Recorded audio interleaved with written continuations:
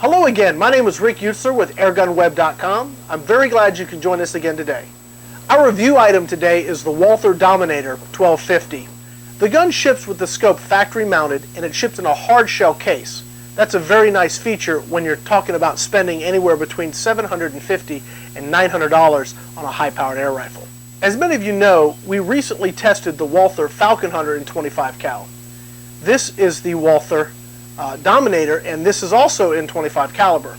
What is unique about this rifle is that it's a pre-charged rifle versus a spring rifle, and it uses a rotary clip or a rotary magazine, and it holds 8 shots. I'm seeing velocities anywhere between 780 and 800 feet per second with 25 grain pellets. That's a very, very strong shooting rifle. Let's take a close look at this gun.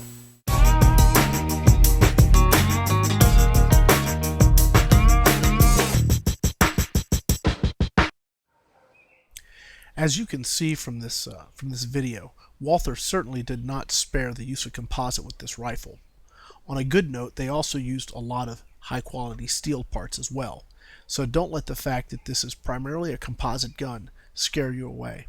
A lot of high-quality firearms are also composite, and they hold up extremely well in harsh environments. So you can expect high-quality precision out of this German rifle. They've done a great job, even though there's a lot of composite.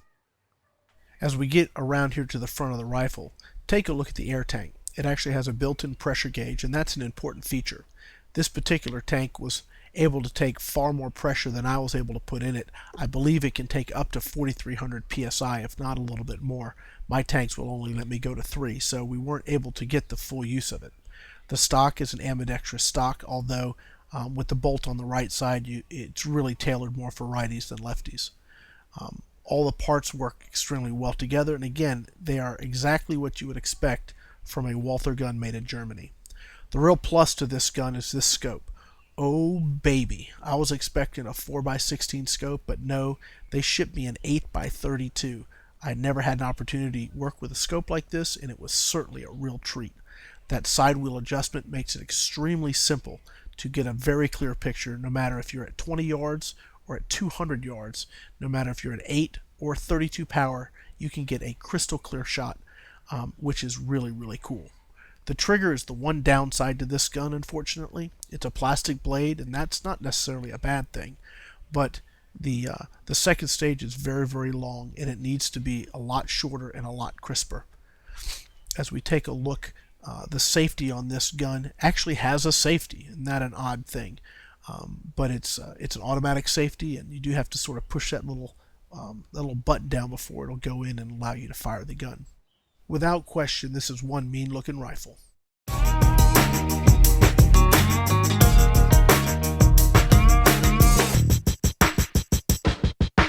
Before we start looking at some shot groups and looking at velocities, I'd like to go through a little bit about how this gun actually functions. To begin with, as you notice, this gun has a very large air reservoir right here at the front of the rifle. This is a pretty typical accessory when you're looking at a pre-charged pneumatic rifle. What makes this very nice on this particular model is that it's removable. Let me go ahead and take this out of the gun so that you can get an idea of how this works. There's several different ways you can fill this cylinder. The easiest is by using a simple hand pump, which is a high pressure 3-stage or multi-stage pump, and there's a lot of vendors out there that sell them. Now, if you're a fat guy like me, however, pumping these things up is the last thing you want to do. What you want to do is either get an electric compressor or find a friend that owns a scuba shop, or, in my case, get a couple used scuba tanks and keep those on hand. That is the easiest and most efficient way to fill these cylinders. Let me show you how the whole process works. What I'm using is what I call Pyramid Air's Universal Fill Kit. This little adapter has a pressure gauge, has the right connector to go to your scuba tank, and then I picked up this Foster Quick Connect adapter here. This allows me to take basically any type of a fitting and make it work with this kit. So regardless if I'm filling an Air Venturi rifle, an Ivanics rifle, a Benjamin, or whatever I need to fill, I can fill it from this single adapter kit. Let me show you how this works. Simply attach this to your tank. This is 2 parts. This part here, this top part, comes with the rifle. This second part is an additional accessory, and if you're like me, I got so excited about ordering this rifle I forgot this part, and it's impossible to fill, at least with all the equipment I have. I can't fill it without that.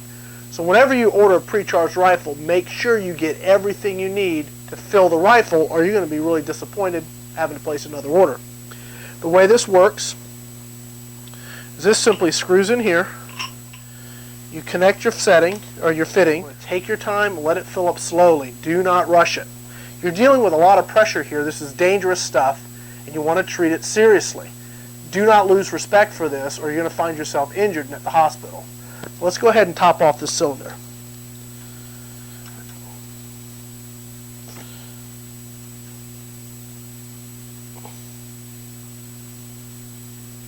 And we're done.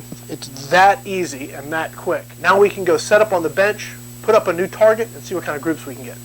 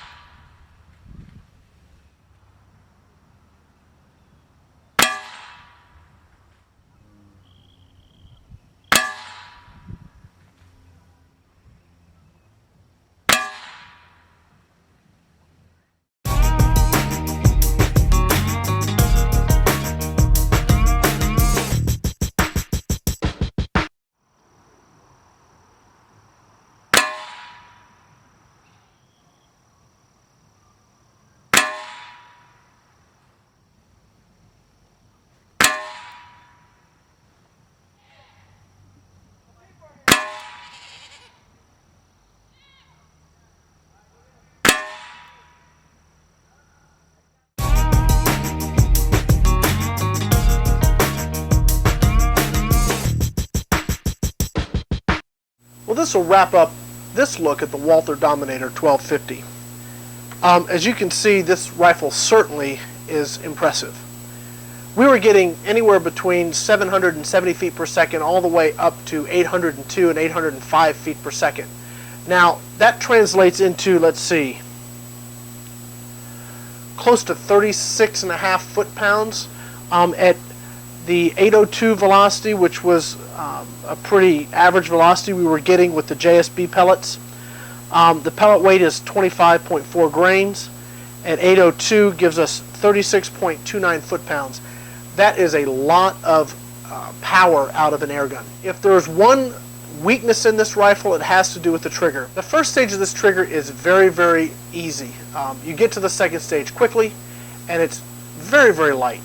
When you get to the second stage, however, what you want is a crisp release. This rifle does not have that. It has a smooth second stage, but it's very long. Now, that type of a second stage can be a little bit confusing when you're trying to shoot for maximum accuracy at the bench. You're not really quite sure when that gun's really going to fire, and that can cause you to jerk, or that can cause you to twitch, and that's really going to just screw you up completely. Now, if you're planning to use this gun in the field, you'll have no problems. It's not going to be a significant enough creep to really give you any problems there. But from the bench, it definitely gave me a few issues.